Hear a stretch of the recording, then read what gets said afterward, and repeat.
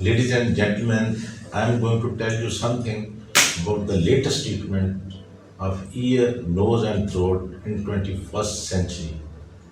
It is that century where we are quite comfortable by various inventions like computer, like you see Airbuses, F-16 is there. Such things, they were not present in 20th century. Now we are entering into the best era. In the same way, medical, you see, our specialty has also developed a lot. We are dealing the deafness of the community. I am the in charge of Hearing for All program. I was assigned this duty in Malaysia, Kuala Lumpur, where I represented Pakistan in the 10th Asia Oceania E.N.T conference. They have given me this responsibility due to my work for the third SAARC E.N.T conference, which I organized in Lahore before that event. They were impressed from my, work. They said, take this message of hearing for all, yani sunna sabke liye. It's a big blessing. As we have got the eyes to see, we have legs to move. In the same way, the ear should be working. If there is some problem with the capacity not to listen, is a big disability. WHO has regarded it as a major disability. However, I accepted the challenge for Pakistan. You can read in the English newspaper that Dr. RANA accepted the challenge for Hearing for All program in Pakistan. Now I am working on it. I am conducting the free medical camps, as I conducted a free E.N.T medical camp in Sugra Shafi Hospital, Sahara Trust in Narwal, on the request of Mr. Ibrahul, who used to come to me when he was a lecturer in H.N. College.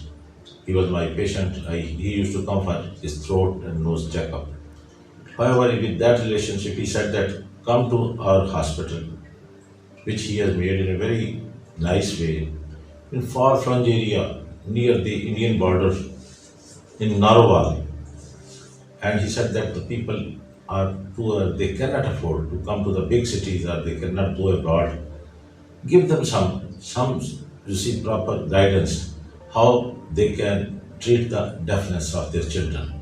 However, I made a program to go there with my team, and there I was received by Mr. Ibrahul, the great singer of Pakistan, and his brother Major Israrul Haq, and the MS of the hospital, and with that DCO Narwal. You can see my photograph that I am going toward the Sugra Shafi Hospital. There I organized the free medical camp, especially for E.N.T diseases. My special interest again was the deaf children. When the people came to know that Dr. Rana is coming from Lahore, can you imagine my time was at 11 o'clock. I was scheduled to reach there. People came at 7 o'clock in the morning, 6 o'clock, 8 o'clock from Daska, from Gujranwala, from Gujarat, from Lala Musa. These are the adjacent areas near Narwal, Sialkot, Pasrur, that they will be benefited even from Ridke. The people were there. There were more than 200 patients.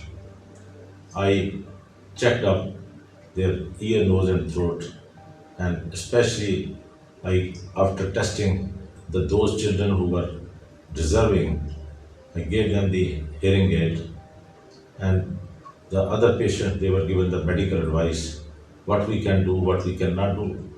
They were very happy. I was very much impressed from the whole system of Sugra Shafi Hospital, because I have visited number of hospitals in India and Pakistan, Bangladesh, Sri Lanka, because I remained the vice president and then I was secretary general of SAARC in Lahore E.N.T conference. I had the opportunity to visit the AIMS, All India Institute of Medical Sciences. I'm the only doctor who was allowed to go there after the fifth SAARC E.N.T conference, which I did the candle lighting ceremony. They gave me the opportunity, respect to me and to my country, that their Health Minister of India, Mr. Ramadas, Admiral B.K. Singh, DG Armed Forces Medical Services, he is also standing there, and then Professor Venkat, E.N.T. President of India, and Professor Rakesh from Nepal. Such, you see, people were there. I did the opening in the ASHOKA hotel. You can see this is the biggest hotel of the whole South Asia. Such hotel I have not seen. It's a big, you see, place where we gathered about 5,000 E.N.T. doctors. India is a very big country, more than 40 provinces, population of more than 1 billion and 40 crores. Also from Bangladesh, also from Pakistan. It makes about the population around about 2 billion of the South Asia. And E.N.T. specialty is a very important specialty, dealing almost with younger group, with older group, with middle age. But very less work has been done in the past. You can see the example in Pakistan. I belong to this country. I feel proud of it. The first national E.N.T. conference was organized in 1981. You can see the photograph in Lahore, not in Karachi, not in Peshawar, not in Islamabad, not in Quetta, in Lahore. The first national E.N.T. conference. We are the top people of Pakistan. That is President General Muhammad Ziaul Haq Sahab, who was the chief martial administrator of the time. He came all the way from Islamabad to the Lahore airport and then to the venue of this E.N.T. first national conference. On my request, when I met him there in Islamabad, I had a meeting with him on 8th May 1981.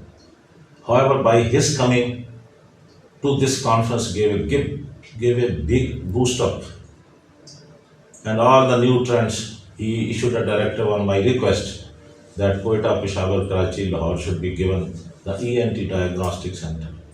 A new era of, I'm talking about new development in the treatment of deafness started.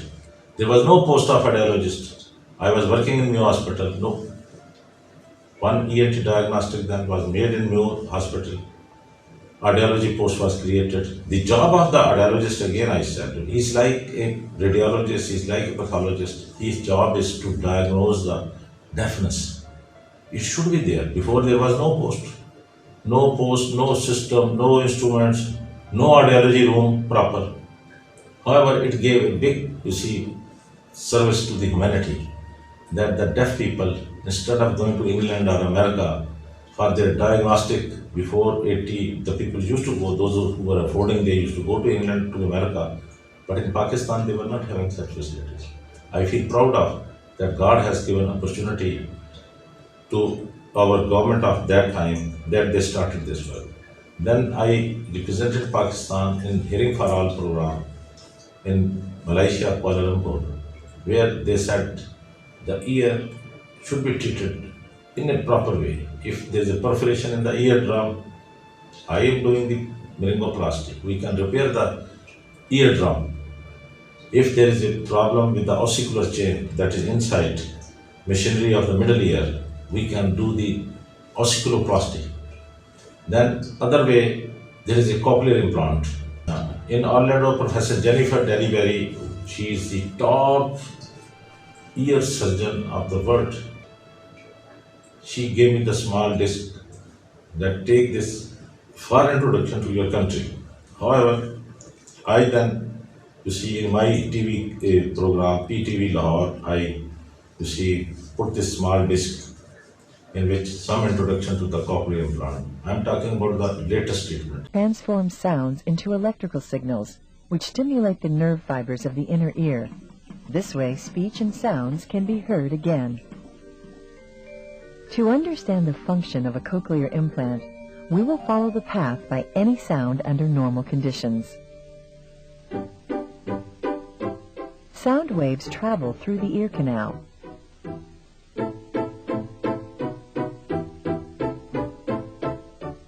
And reach the cochlea via the middle ear.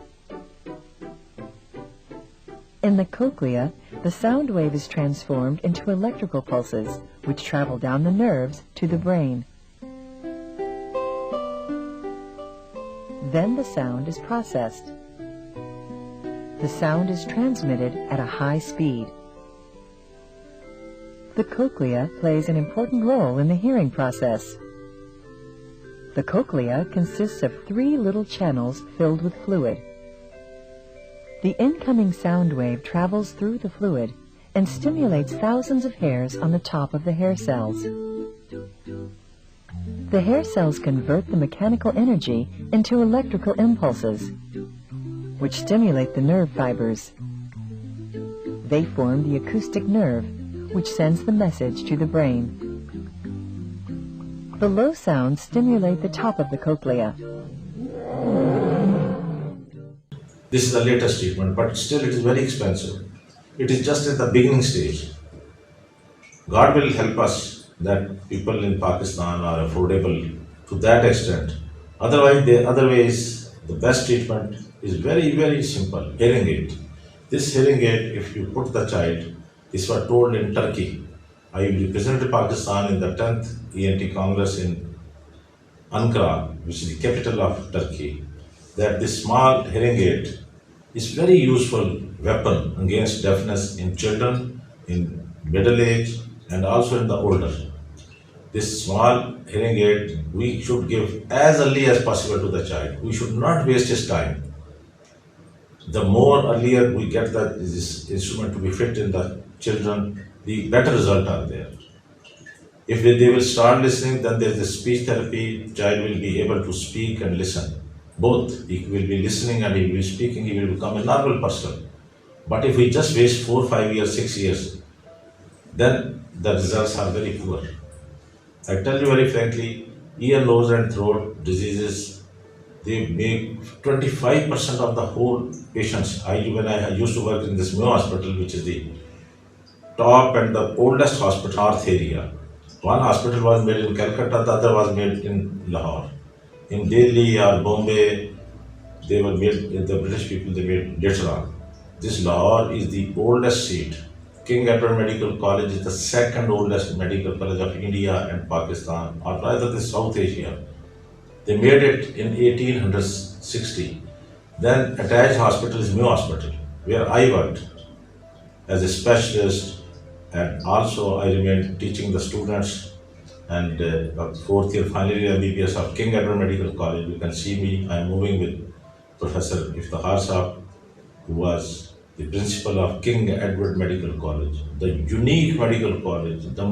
I spoke something about the ear problems, that is the deafness, which is a major issue. In next, you see, episode of this program, I will be telling about the problem of the nose, how we can deal with them. Thank you very much.